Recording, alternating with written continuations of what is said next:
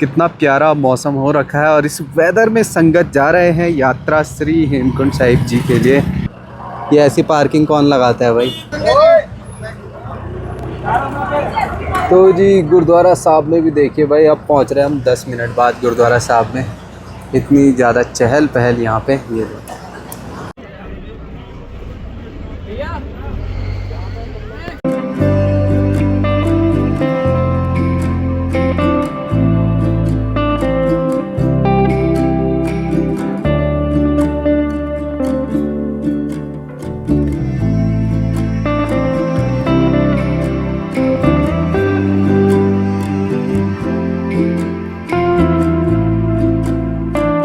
दोस्तों, good morning, नमस्ते, सत श्री अकाल। और भाई सुबह का कुछ ऐसा माहौल, आगे संगत पीछे संगत, हर एक जगह देखिए भाई कितनी चहल पहल ऐसे लग रहा है ना। ये देखिए भाई, इस गांव में तो मैंने पहली बार ही देखा होगा इतनी संगत, क्योंकि इससे पहले तक मैं या तो श्री हेमकुंड साहिब था या तो गोविंद धाम में रहता था। मेरे को आइडिया लग नहीं पाता था इतनी सारी संगतों का। ये देखो भाई,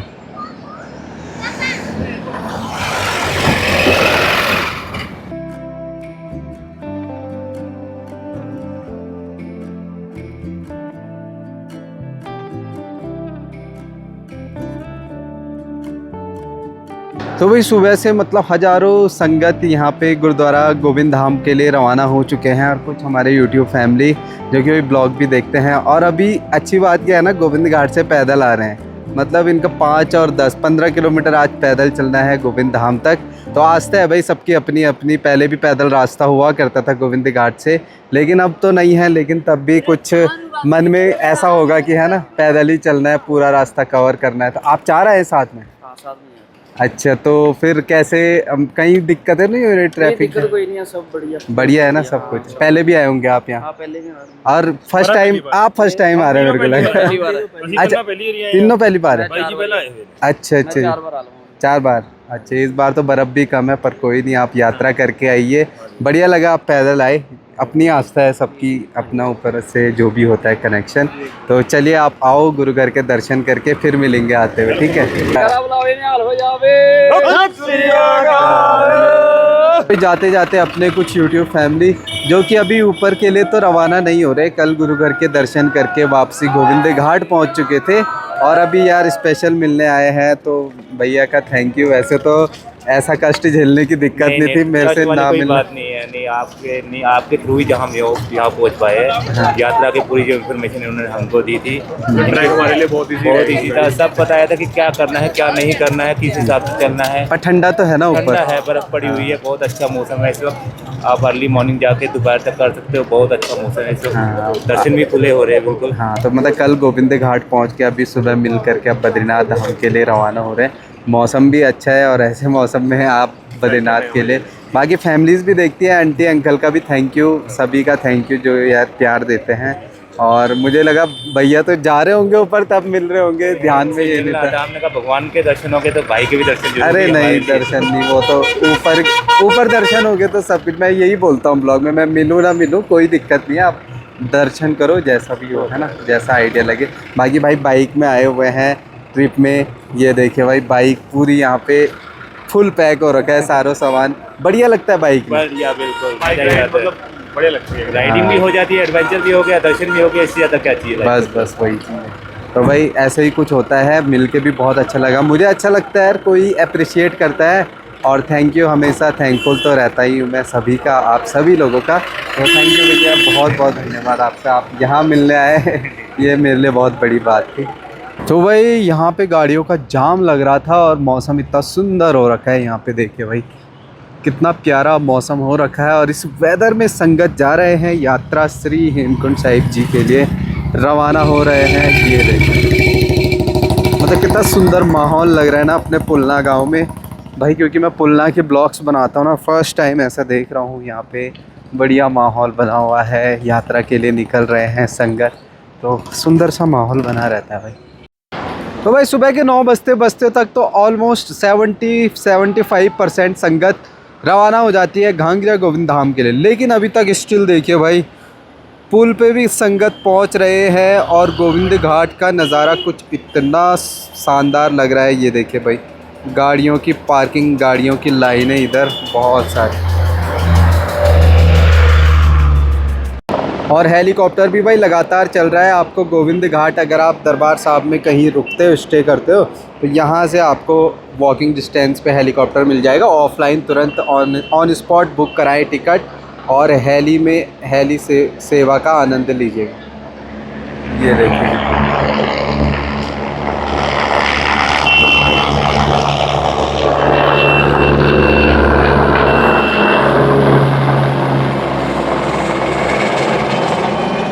और हेली का भाई मैंने आपको बता दिया था, अगर आप on spot one side booking कराते तो 8,200 समथिंग रुपीज़ पड़ेंगे पर टिकट के, पर हेड के, यहाँ से गांगेय गोविंद धाम के लिए। अगर आप वेबसाइट से कराते हैं HRCTC वेबसाइट hrctc.co.in हेली यात्रा श्री हेमकुंड साहिब से, तो आपको राउंड ट्रिप का टोटल कॉस्ट पड़ता है 10,000 समथिंग रुपीज़।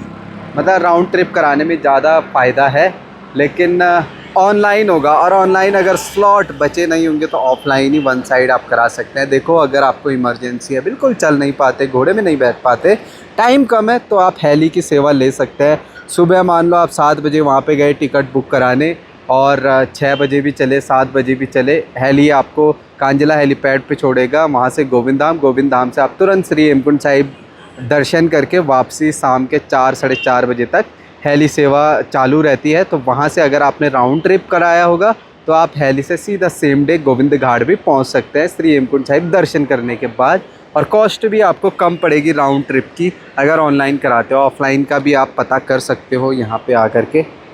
बाकी भाई वेदर देखिए भाई कितना प्यारा हो रखा है। दरबार साहब में खचाखच गाड़ियों की लंबी कतारें, लंबी लाइनें लगी हुई है। भाई गोविंद घाट आए थे, वन वे का रास्ता कर रखा भाई, और इतना पसीना आ गया इस गर्मी में भाई। वन वे कर रखा, ऊपर से उधर भी जाम है, इधर भी जाम है, दिक्कतें ही दिक्कतें हो रही है।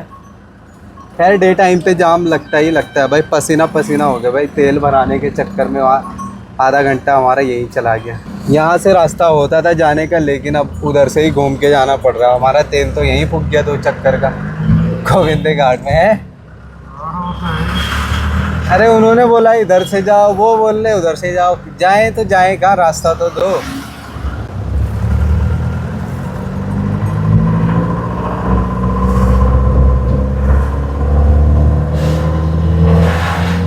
देखो भाई गाड़ियों की लंबी लंबी कतारें, लाइनें ये बद्रीनाथ धाम गोविंद घाट के लिए लगी हुई है। इस साइड भाई हमें अपना पुलना गाँव नहीं पहुंचने दिया जा रहा है, बहुत समस्या है भाई। तो भाई घूमते घूमते खाली टाइम वेस्ट हो गया भाई। देखो आना यहीं से पड़ा और यहीं से यहाँ पे थोड़ा लग रखा है। बाइक है देखो भाई कैसे कैसे साइडों में पार्किंग्स लगी है। ये ऐसी पार्किंग कौन लगाता है भाई, बाइक लेटा लेटा के।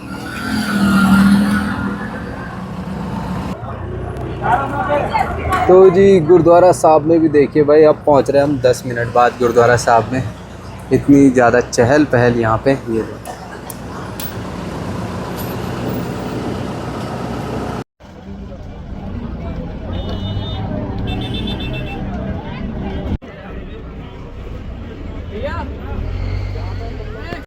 तो जी अभी शाम का समय हो चुका है भाई। अभी गाड़ी में ना एक बैटरी बुश हो गई थी, और ऑलरेडी जोशीमठ अभी जाने का टाइम नहीं हो रहा, किसी से मंगवाया है, बैटरी ख़राब हो गई थी गाड़ी की। तो कुछ ना कुछ भाई हर दिन, जैसे यहाँ 50, 55, 60 गाड़ियाँ चल रही है, और उसमें हर दिन कोई ना कोई किसी मोड़ पे खड़ी है, कुछ खराबी आ रही है कभी किसी में। क्योंकि जब काम ज़्यादा हो जाता है ना, रश, तो गाड़ी उतनी ही चलनी पड़ती है। तो भाई हर दिन काम काम काम, मैकेनिक के पास ले जाओ भाई, यही सिस्टम हो रहा है। बाकी ऊपर से देखिए पार्किंग कुछ ऐसे दिख रही है, और गाड़ियाँ भाई ऐसे ही है कि कोई व्यवस्था प्रॉपर नहीं हो पा रही है ना, जिसको मतलब गवर्नमेंट को करना चाहिए था कि भाई, क्योंकि ये सेवा है, कोई ऐसा नहीं है कि 12 महीने चलने वाली ये सेवा। सिर्फ गाड़ियाँ हमारी 4 महीने ही चलनी है, सोचिए। उसके बाद तो क्या ही काम होता है, कुछ नहीं, 8 महीने फिर बैठी रहेगी। ये देखो जी बाइक पार्किंग, और इतने बड़े बड़े ये देखो फ्लैग्स लगा रखे। बट मैं यार एक चीज़ कहना चाहता हूँ, है ना, ये लास्ट ईयर भी जैसे कईयों ने बोला है, क्योंकि पहाड़ों में मोड़ अलग तरीके से होते हैं, और ये काफ़ी हैवी स्टिक्स हैं, और इन पे जो फ्लैग्स हैं, जब हवा चलती है ना, तो कभी कभी ना हल्का सा डिसबैलेंस होने का भी थोड़ा डर बना रहता है। तो आप लगा रहे हो फ्लैग्स, अच्छी बात है, पर मैं ये बोलता हूँ कि यार इतने बड़े तो मत लगाओ। ये देखो बाइक से भी मतलब 1.5 गुना लंबाई में फ्लैग्स लगे हुए हैं, है ना, जो कि अच्छी चीज़ है, लगाओ, पर छोटा सा लगाओ यार, जिसमें आपको भी दिक्कत ना हो, सामने वाले को भी दिक्कत ना हो, है ना, और डिसबैलेंस भी ना हो बाइक। आपकी सेफ्टी भी रहेगी, सामने वाले की भी रहेगी, और अच्छा भी लगेगा भाई सबको, है ना। तो ज़्यादा ऊंचे ऊंचे मत लगाओ भाई, कोई कोई इतने ऊंचे ऊंचे फ्लैग्स हैं कि भाई उसमें ऐसे लगता है कि यार, क्योंकि पहाड़ों में मोड़ ऐसे धारदार वाले होते हैं ना, अचानक हवा चलती है, डिसबैलेंस होता है, थोड़ा तो फ़र्क पड़ता ही है भाई। ये चीज़ पहले भी वैसे पुलिस वाले शासन प्रशासन ने भी बोला है अपने उसमें कि जो भी चीज़ आप कर रहे हो थोड़ा मीडियम लगाओ, छोटे लगाओ, कोई दिक्कत नहीं आएगी, है ना। बाकी अच्छा लगते हैं ये कलरफुल फ्लैग्स, अलग अलग कलर के, है ना, यात्रा के दिनों।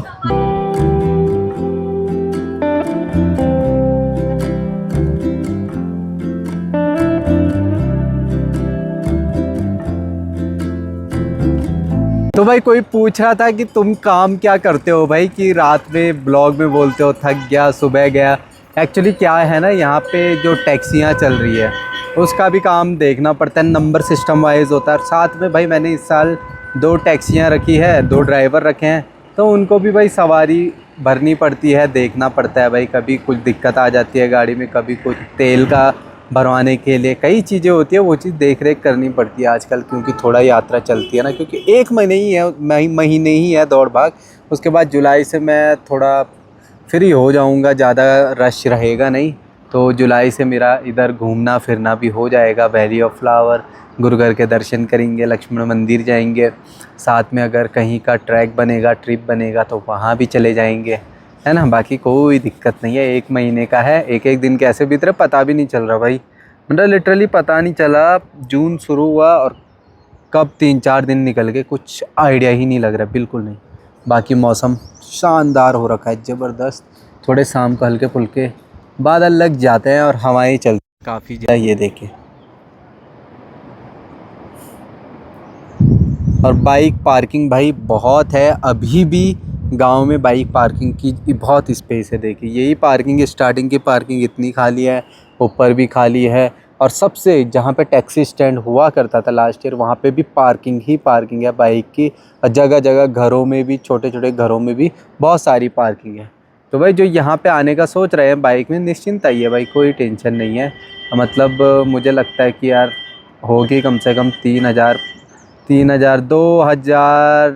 2,000 बाइकों की पार्किंग ईज़िली इस गांव में होगी भाई।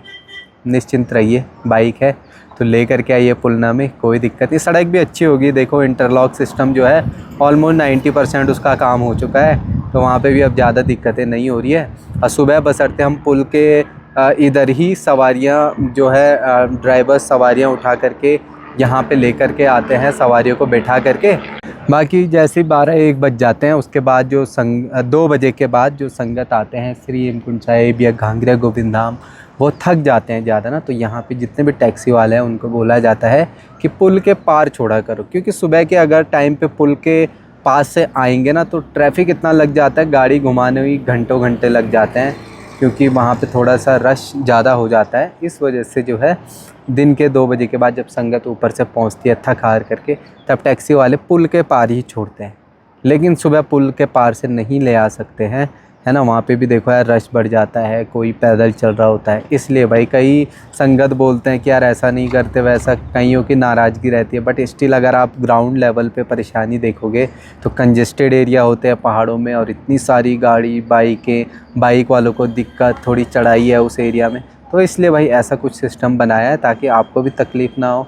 जो ऊपर से आने वाली संगत है थकार के आती है, तो उनको भी पुल के पार, है ना, छोड़ा जाता है। मतलब 200 मीटर का जो पैच है उसको भी दूर तक छोड़ा जाता है। इस चीज़ की आप चिंता नहीं करें यार, क्योंकि हम तो एक तरीके से गुरु घर के दरबार में या उस स्थान पे बैठे हैं जहाँ पे हमें अगर मौका देते हैं भगवान जी तो सेवा करने का मौका मिलता है, तो हम सेवा के लिए तत्पर रहते हैं, और यही सेवा से हम जो है भाई सेवा करते हैं, मेहनत करते हैं, वहीं से गुजारा बाकी के 8-10 महीनों का होता है। 2 महीने की यात्रा मान के चलो, जून और जुलाई अगस्त सितंबर को मिला के 1 महीना हो गया, जुलाई अगस्त सितंबर को, तो जून और अगला 2 महीने का काम, बाकी 10 महीने जो है उस सेवा से जो हमने किया उससे जो फल मिला उससे काम चलाना पड़ता है।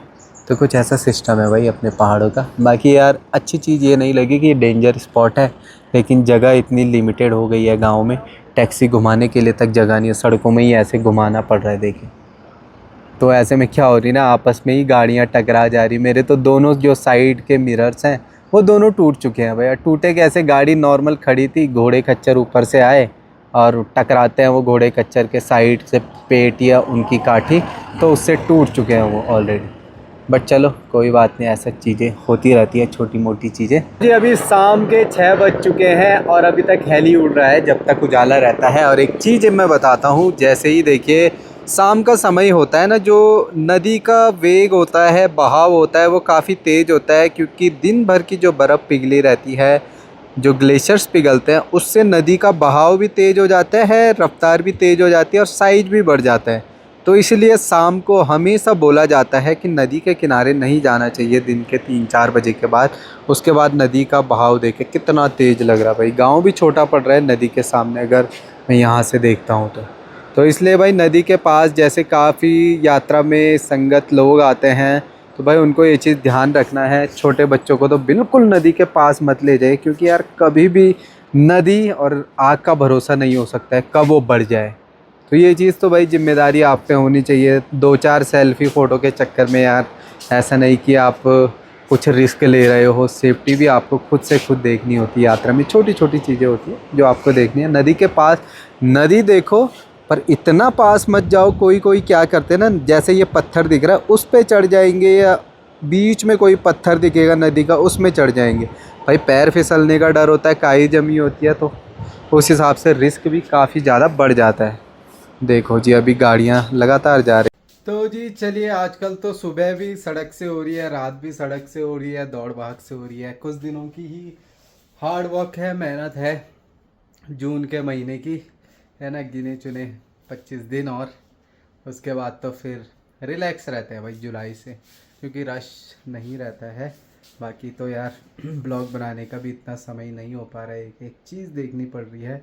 थोड़ा मेहनत वाले दिन है यार। उसके बाद तो चलो दिखाते रहेंगे आपको ब्लॉग, इधर उधर जा करके, घूम करके, दर्शन करा करके, जैसा भी हो पाएगा। तो फिलहाल चलिए दोस्तों करते हैं ब्लॉग एंड, मिलेंगे अगले नेक्स्ट ब्लॉग में। तब तक के लिए take care, bye, love you all, bye दोस्तों।